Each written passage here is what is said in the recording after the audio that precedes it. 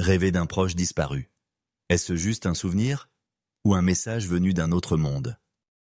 Padre Pio, mystique catholique aux expériences extraordinaires, nous avertit. Ces rêves pourraient être bien plus que cela. Bienvenue sur l'Académie Nouvelle Vie. Aujourd'hui, vous allez découvrir pourquoi ces rêves ne sont pas un hasard, mais peut-être un message urgent venu de l'au-delà. Les rêves, dans la Bible, sont des instruments divins. Joseph, Daniel, les prophètes. Tous ont reçu des révélations par le sommeil. Et si ce langage céleste était toujours actif aujourd'hui? Et si certains rêves sont surtout des messages? Padre Pio n'a jamais pris les rêves à la légère. Pour lui, certaines visions nocturnes, particulièrement celles impliquant des défunts, ne sont pas de simples souvenirs. Elles sont des appels à l'âme. Quand une âme apparaît en rêve, disait-il, c'est souvent parce qu'elle a besoin d'aide. Ce n'est pas un hasard, ni un jeu de l'imaginaire. C'est une grâce permise par Dieu. Mais attention, il ne faut pas tout interpréter au pied de la lettre. Padre Pio appelait toujours à bien discerner ses rêves. Un rêve spirituel, selon lui, laisse une paix profonde au réveil, un sentiment de devoir, de lien.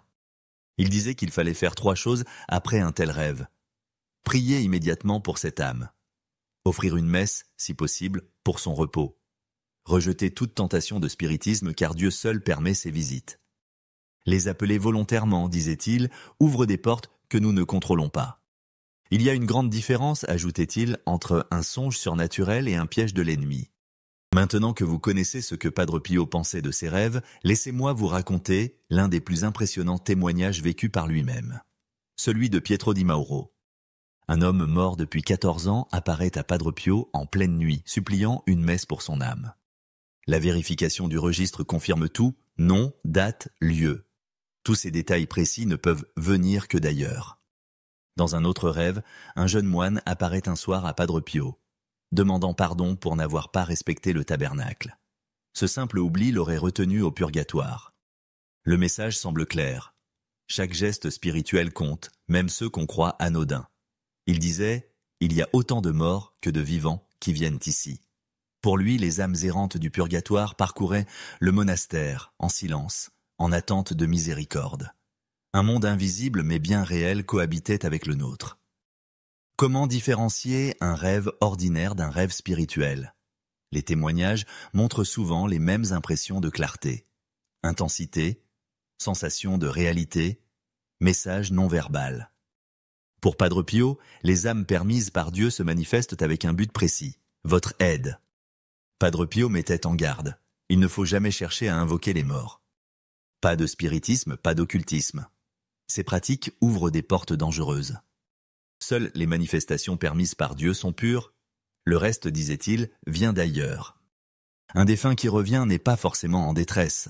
Il peut aussi venir pour dire merci, pour réconforter, pour rappeler que l'amour véritable ne meurt jamais.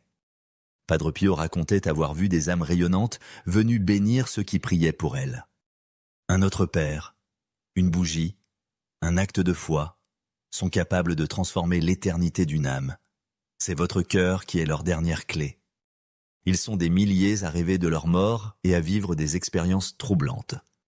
Une mère, un frère, une amie disparue, qui viennent leur parler, leur sourire ou les regarder. Ces récits, recueillis dans le monde entier, se ressemblent. Vous l'aurez compris, ces rêves ne sont pas à ignorer, ils sont des manifestations, des appels à l'amour et à la foi. Padre Pio a vécu ces mystères afin de nous transmettre la vérité. À vous maintenant de prier et d'écouter. Merci de nous avoir suivis. Pensez à vous abonner, à partager ce message et n'oubliez pas, dans vos rêves, l'éternité vous parle.